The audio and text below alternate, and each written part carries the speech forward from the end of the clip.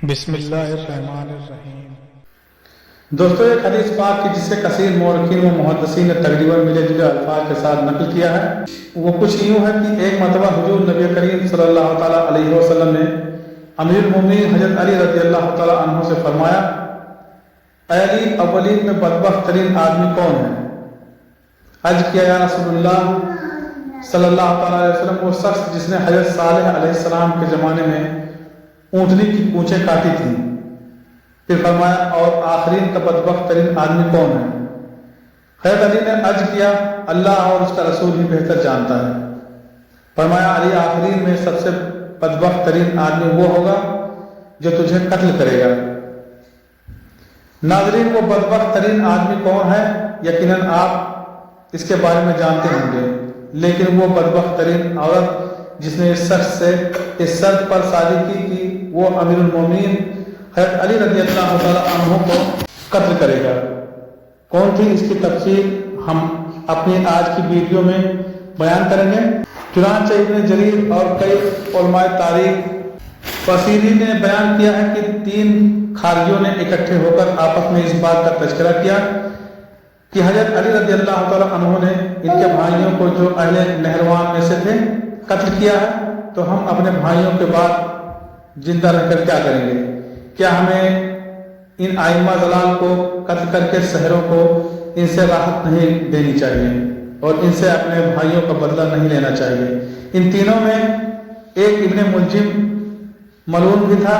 وہ کہنے لگا، تم لوگ اس سے بے فکر رہو، میں علی بن ابی طالب کے بارے میں تم لوگوں کو بے نیاز کر دوں گا، یعنی میں ان کو قتل کرنے کی ذمہ داری لیتا ہوں۔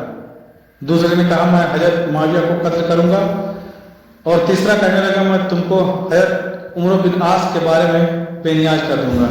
ان تینوں نے باہم پختہ ارادہ کیا اور ایک ایک شخص اپنے لیے مقرر کر لیا اور یہ طے کر دیا کہ کوئی بھی شخص اپنے ارادے کو پورا کرنے سے باز نہیں رہے گا، یا تو مر جائے گا یا پھر اسے مار دے گا جس کو مارنے کا عزم کر رہا ہے۔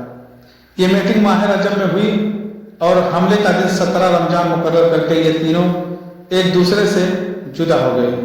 ابن ملجم وہاں سے نکلا اور کوفہ چلا گیا۔ کسی کو کچھ خبر نہ تھی کہ ابن ملجم کیا ارادہ رکھتا ہے۔ وہ لوگوں میں اٹھتا بیٹھتا اور ان سے گفتگو کرتا، لیکن کسی کو اپنے ارادے کے بارے میں نہ بتایا، حتیٰ کہ اس کے خارجی ساتھی بھی اس کے ارادے سے ناواقف تھے۔ اسی دوران میں ایک روز وہ بنی الرباب کے کچھ لوگوں میں بیٹھا تھا اور لوگ جنگ نہروان میں اپنے قتل ہونے والے لوگوں کا باہم تذکرہ کر رہے تھے کہ اچانک وہاں ایک عورت داخل ہوئی۔ اس کا نام قطاب بنت سجنہ تھا۔ وہ نہایت حسین اور جمیل حسن و جمال کی وجہ سے مشہور تھی۔ اس کی صورت اس لیے بھی تھی کہ اس نے عبادت کے لیے خود کو جامع مسجد میں علیحدہ کر رکھا تھا، یعنی وہ لوگوں میں اپنے حسن کے ساتھ ساتھ عبادت کی وجہ سے بھی کافی معجز سمجھی جاتی تھی۔ در حقیقت وہ بھی خوارج میں سے تھی۔ جنگ نہروان میں اس کا باپ اور بھائی امیر المومنین حضرت علی رضی اللہ تعالیٰ عنہ کے لشکر کے ہاتھوں قتل ہو چکے تھے۔ ابن ملجم نے جیسے ہی قطامہ کو دیکھا تو اس نے جیسے اس کی عقل سلب کر لی۔ وہ جس کام کے لیے آیا تھا اسے اکثر بھول گیا اور اس کے حسن پر فراختہ ہو کر رہ گیا۔ جیسے ہی یہ محفل برخاست ہوئی تو ابن ملجم نے قطام کو پیغام نکاح بھیج دیا۔ قطام نے پیغام نکاح قبول تو کر لیا، لیکن اس کے لیے بطور حق مہر 4 شرائط رکھی۔ وہ کہنے لگی، مجھے بطور حق مہر 3000 درہم، ایک خادم اور ایک کنیز بطور حق مہر چاہیے، اور ان کے علاوہ سب سے اہم یہ کہ تم میرے لیے علی بن ابی طالب کو قتل کرو گے۔ ابن ملجم کہنے لگا، میں تمہارے لیے یہ سب کچھ کروں گا، اور قسم بخدا میں اس شہر میں آیا ہی صرف علی کو قتل کرنے کے لیے ہی ہوں۔ جب قطام کو ابن ملجم کے ارادے معلوم ہوئے تو وہ اس سے نکاح کرنے پر رضامند ہو گئی۔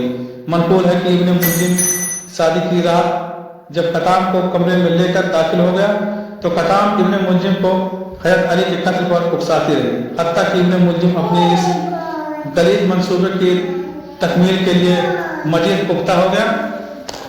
یہ بھی بیان کیا جاتا ہے کہ قطام نے ابن ملجم کو اپنی قوم تمیم الرباب से वरदान नामी एक शख्स भी सौंपा था जो खास तौर पर इस कत्ल के मंसूबे में इब्ने मुलजिम की मदद के लिए था, लेकिन इब्ने मुलजिम ने इसको मुनासिब ख्याल न किया और एक और शख्स जिसे सबी बिन नजदा खाजी कहा जाता है अपने साथ मिलाया। मुख्तसर यह कि इब्ने मुलजिम ने ऐन मुकर्रर करदा दिन पर अमीरुल मोमिनीन हज़रत अली करमल्लाहु वजहुल करीम पर हमला किया और आपको शदीद जख्मी कर दिया। इब्ने मुलजिम का एक साथी हमले के दौरान ही कत्ल कर दिया गया, जबकि इब्ने मुलजिम मलून को जिंदा ही गिरफ्तार करके हज़रत अली के सामने पेश कर दिया गया। आपने उससे फरमाया, ऐ दुश्मन खुदा, क्या मैंने तुमसे हुस्न सलूक नहीं किया? वो कहने लगा, बेशक। फिर फरमाया, तुझे इस काम पर किस बात ने आमादा किया? वो बदबख्त कहने लगा, मैंने इसे यानी तलवार को 40 रोज तक तेज किया और अल्लाह से दुआ की कि मैं इससे इस उम्मत के बदतरीन आदमी को कत्ल करूंगा।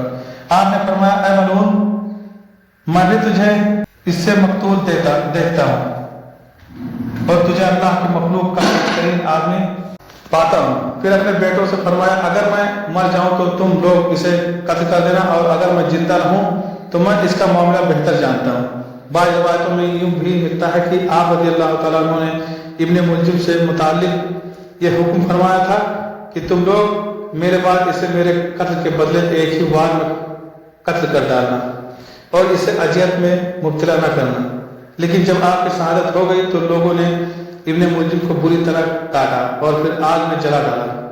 दोस्तों, कसीर रवायत में इब्ने मुलजिम की बदबख्त बीवी कदाम बिनते सजना का यहाँ तक तो जिक्र मिलता है कि उसने इब्ने मुलजिम से इस शर्त पर साजिश की थी कि वह अमीरुल मोमिनीन हज़रत सैयदना अली मुर्तज़ा रज़ियल्लाहु तआला अन्हु को कत्ल करेगा। लेकिन जब इब्ने मुलजिम ने इनको शहीद कर दिया और खुद भी अपने इब्रतनाक अंजाम को पहुंच गया तो उसकी बीवी कदाम के साथ क्या मामला पेश आया? क्या इसे भी गिरफ्तार करके कत्ल कर दिया गया था या वो रूपोश हो गई थी? तारीख इसके बारे में खामोश नजर आती है, लेकिन एक ईसाई मौलिक जाज जेलान लिखता है कि हजरत अली की शहादत के बाद कताम मिस्र फरार हो गई थी, जहां उसे हजरत उम्र बिनास के कत्ल की साजिश बेनकाब न करने के जुर्म में गिरफ्तार करके कैद में डाल दिया गया था, मगर वो किसी तरह वहां से फरार होने में कामयाब हो गई और दमिश्क के रास्ते में सिपाहियों के हाथों कत्ल हो गई, जिसके बाद बतौर सबूत उसके सर का कुछ हिस्सा काट कर मिस्र भेज दिया गया। वल्लाहु आलम सवाब।